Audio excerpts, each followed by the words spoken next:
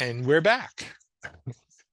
Welcome to part 2 of Cambridge Inside Out on May 1st, 2024.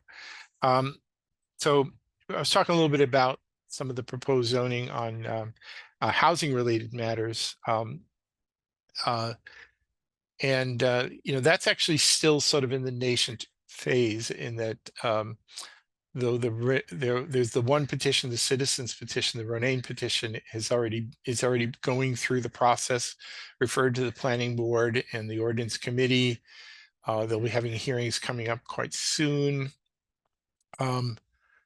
There's another petition too, I forget what it's called, Kalita or something like that, which wants to gut the affordable housing overlay and completely recreate it and do a lot of other stuff, but I don't want to get into that one just now.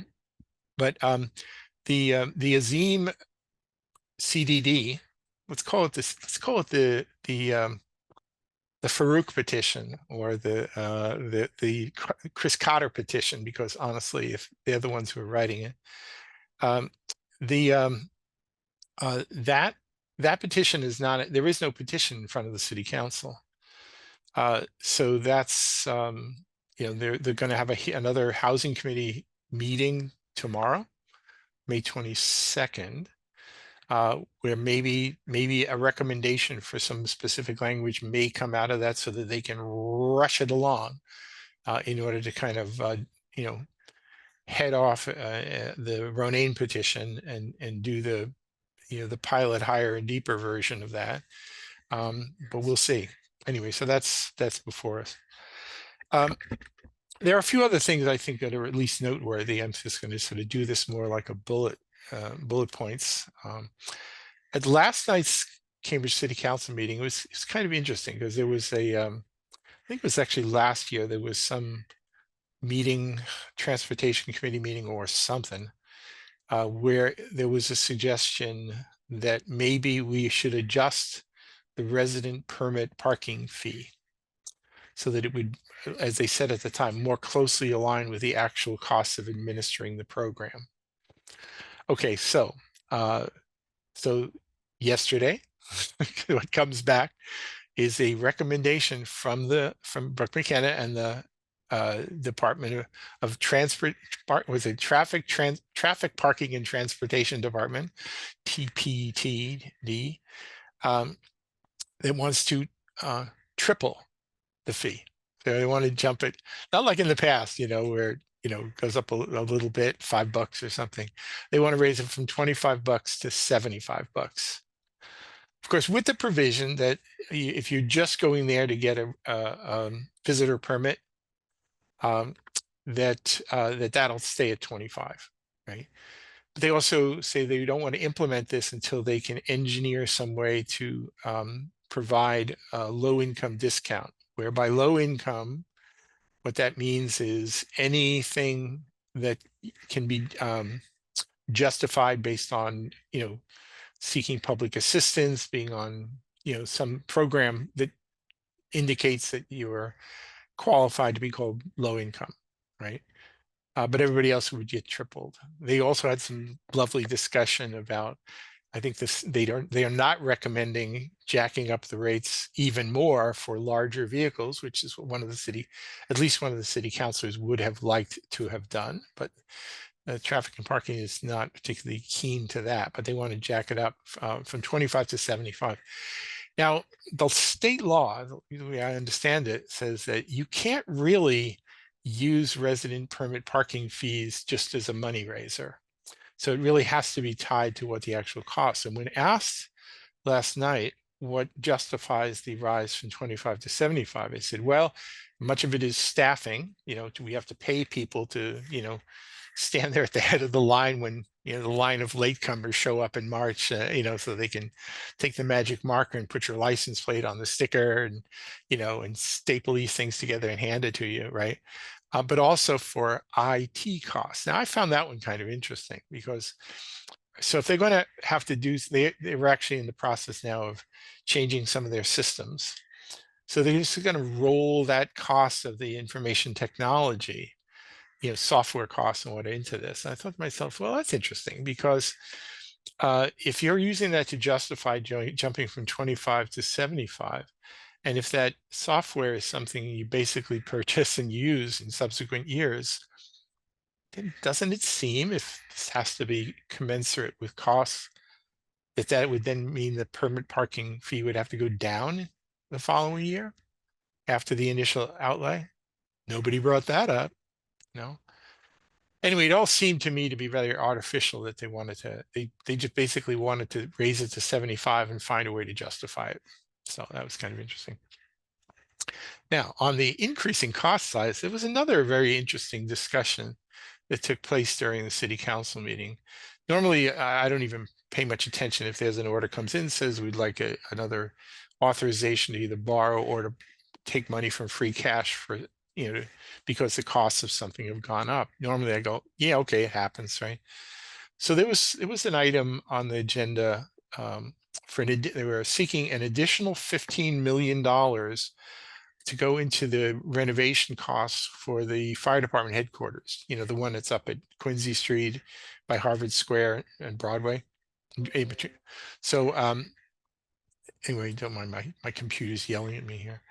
But anyway, that was apparently what makes this interesting is that, so this is a modest scale building. It's on a tight site, to be sure. It's an old building. It hasn't seen renovations in 100 years, really. So it needed it, to be sure. So in fiscal year 2019, there was actually an appropriation for $25 million to do the renovation of the firehouse.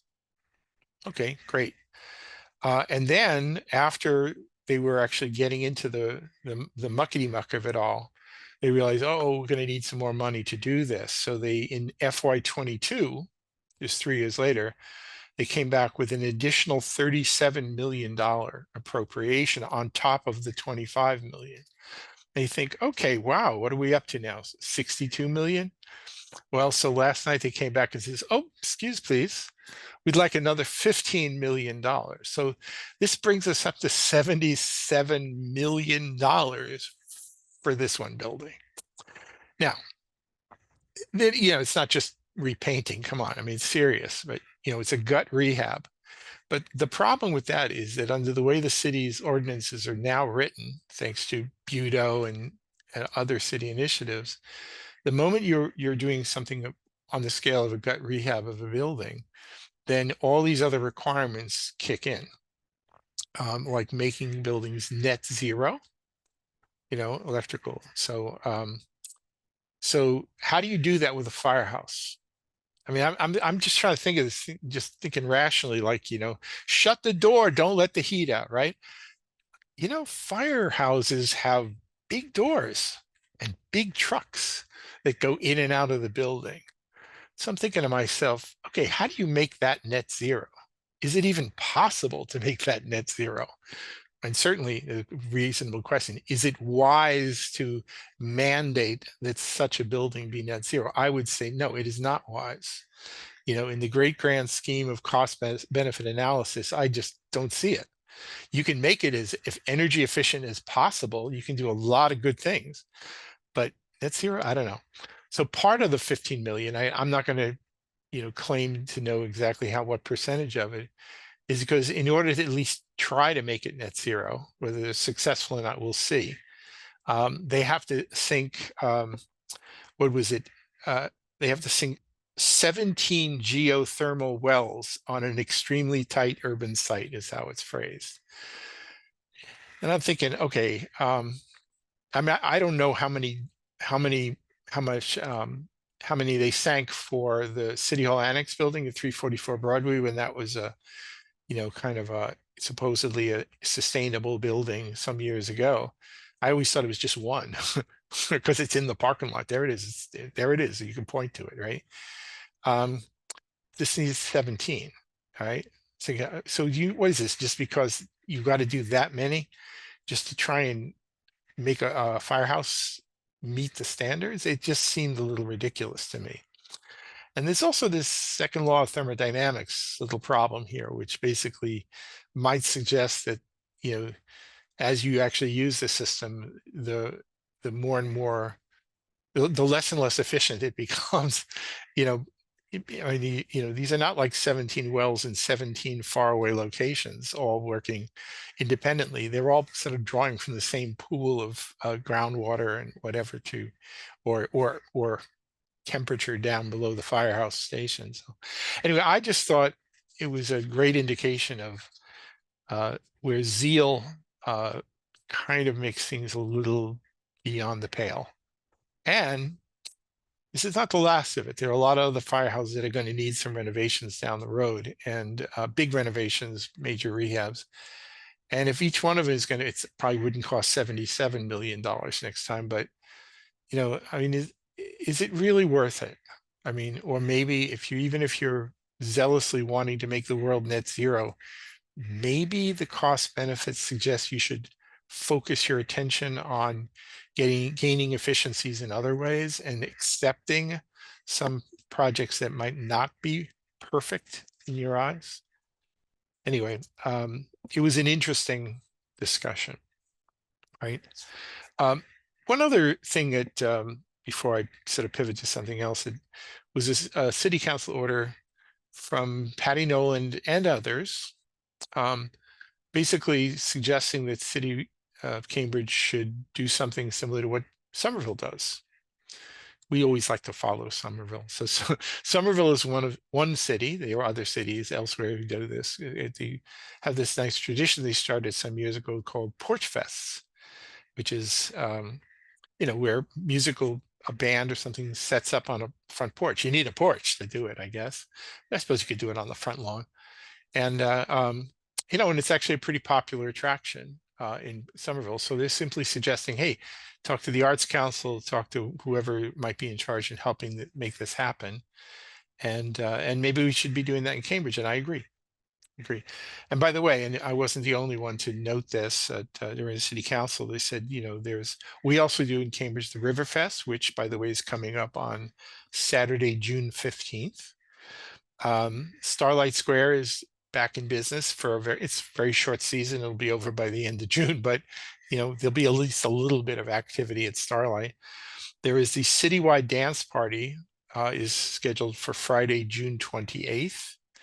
And I don't have any dates for these things, but there's often they do open studios for the artist studios will happen at some point. I forget the dates. Hopefully the library people will do the secret garden tours, which are actually pretty great. So there's some things to do around Cambridge. I think it's kind of worth it. So let me mention something I did today. Right, so city council meetings all over, whatever. But today there was a meeting of the Neighborhood and Long-Term Planning Committee, chaired by Joan Pickett, and I think also co-chaired by Councilor Sabrina Wheeler. And the topic was Central Square rezoning and the Central Square lots study. Now, I'm on the Central Square Advisory Committee, so I have a fair amount of knowledge about this process because we certainly got the presentation about the lot study. But the proposed rezoning is something a bit different, but they are kind of, hand in glove here. So again, I'll just talk it. I'm not going to show you any graphics or anything like that, but it was, there are parking lots. The city took possession of what a lot of us call the Citizens Bank building at Temple and Mass Ave. Eventually, I mean, there's a lease arrangement in there right now, but eventually the city will have complete control of that building down the road.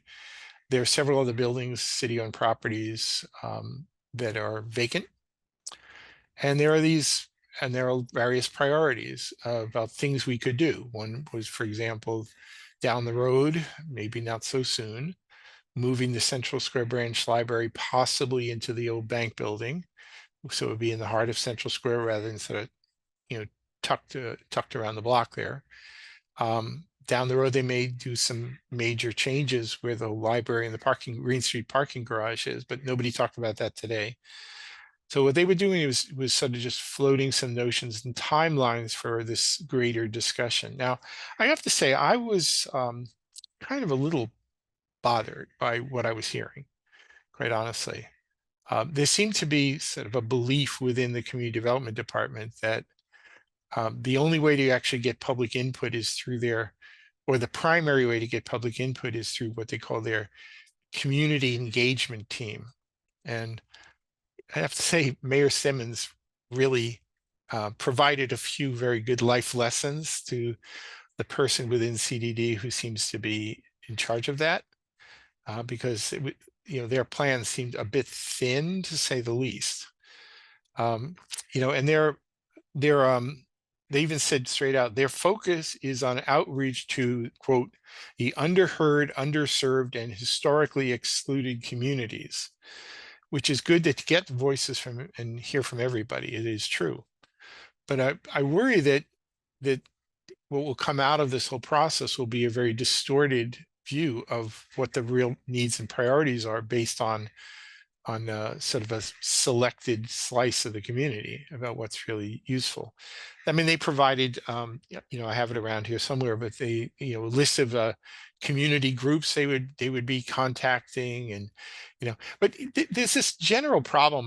This isn't the only place I've seen it, where what they do is, rather than just try and get a good sense of the community, the full community, and what you sometimes do is you subdivide the community and essentially socially balkanize it into the youth groups, to this group, to that group, the various ethnic groups, religious groups, or whatever. And I was talking to somebody today, and I said, if you take one of the available historic photos of Central Square, when it was filled with people going to shops and whatever, and you just sort of look at the crowd of people there, and said, you'd have a hard time putting all those individual people into all these little boxes. But this is how the planners seem to think you're supposed to do stuff, is you sort of chop the city up into ethnic categories, religious categories, whatever, and that's how you actually do the planning. And I'm thinking to myself, there's a lot of people around the city who might just want to come to Central Square, who don't necessarily identify with any group, whatever. They just want it to be an interesting place. So the essence of my communications there, well, first off, I'll say that Melissa Peters from the Community Development Department just flat out said, this is first and foremost a housing production plan. And I think that's good in a way, because I think that's a good place to have more housing, mixed income housing. I will say that, everybody's least favorite person, Mr. Totten, came in public comment and basically suggested that anyone who goes along with that, or who does business with private developers and development of housing of any mixed income, is somehow a traitor to the people. Yeah, man. Which I just think is wrongheaded. To me, the only way to actually do housing development in Central Square is to do it in partnership with developers, so you have an appropriate fraction of affordable housing and an appropriate fraction of market rate housing. Really should be for everybody, and not try and just continually turn Central Square into a low income housing zone.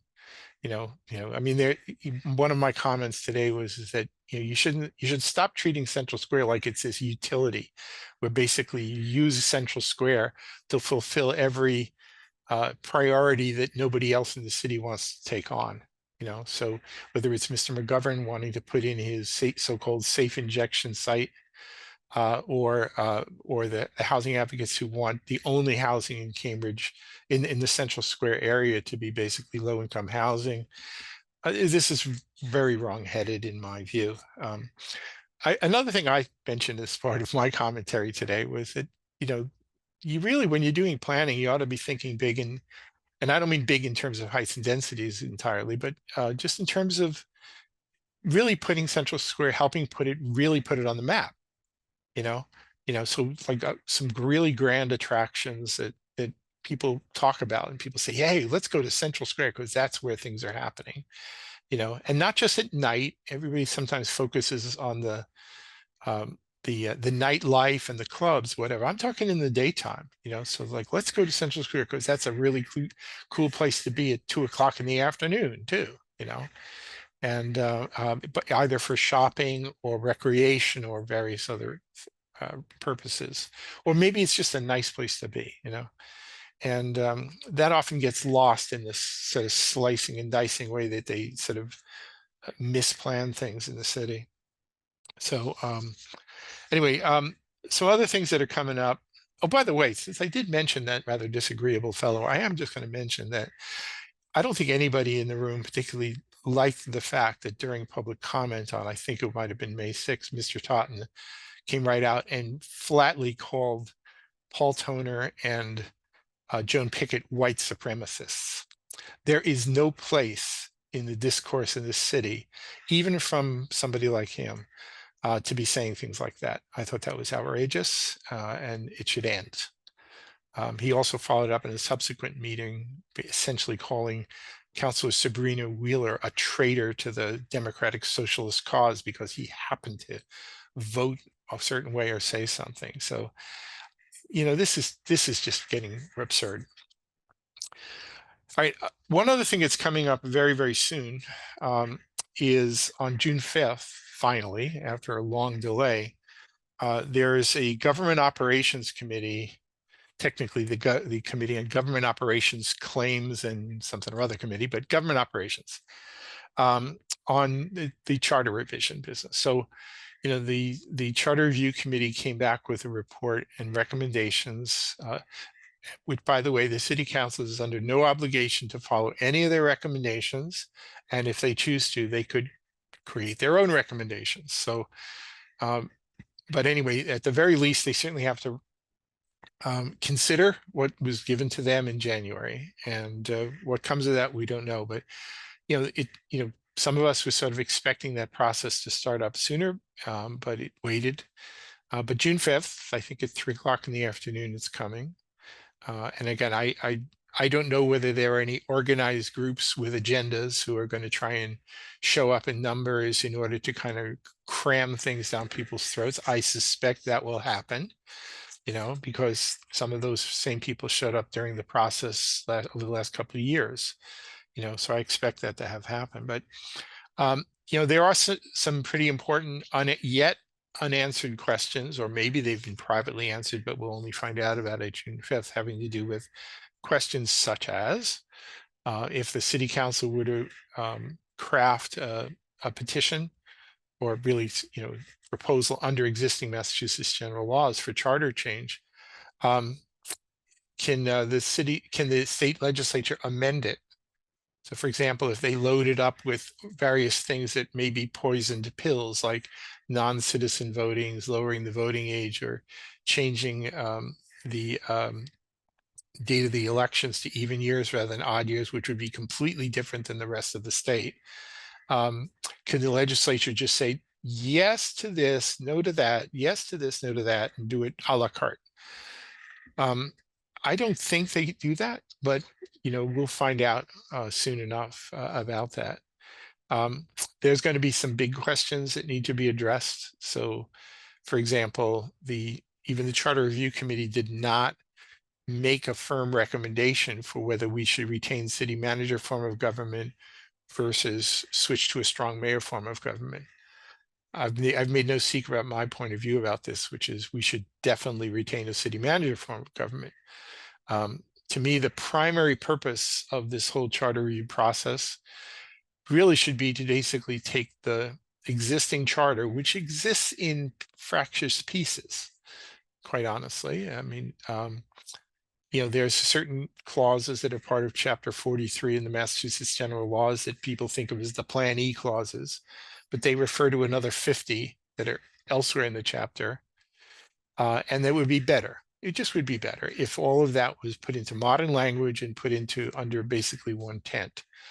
But one point I've been making to some people, and I will make this come June 5th, make this point again, is that there are other aspects of city government that were created, you know, sort of because the Plan E charter was insufficient. So they went to the state legislature and had special acts, and actually not even Plan E, but even the Plan B before it, which was, for example, the Election Commission was created in 1921 via special act. I think it's fair to say the Cambridge Election Commission is part of city government. So why wasn't that discussed as part of the Charter Review Committee? It's because I don't think they understood this. Simple as that. But I do believe that that ought to be brought in under the tent. The authorization given to the License Commission to act on behalf of the City Council in the granting of licenses. That was done by act of the legislature as well. That ought to be brought in under the tent. 1961, we created a position of a traffic commissioner, and that was all done via special act. We established a traffic board, which was appointed this past year, but has never met because they're simply meeting the letter of the law, but not actually doing performing any function to speak of. Even the creation of the Cambridge Health Alliance was done through the legislature, and the many members of the Board of Trustees of the Cambridge Health Alliance are appointed by the Cambridge City Manager. So don't you think that ought to be part of it as well? So anyway, but beyond some of those things, the other sort of really big ticket items that are part of the charter discussion, in addition to the city manager versus strong mayor question, there was a proposal for these things called, I think they're called citizen assemblies, basically under the general category of, quote, redress of grievances, which is really a very old term. And I think that that's something that really needs a lot of discussion, right? I may have characterized it in certain ways, but somebody didn't like the way I characterized it, but the current proposal basically puts all the power of redress of grievances in the form of having a committee appointed by the city council or the mayor to take up a particular issue of their choosing.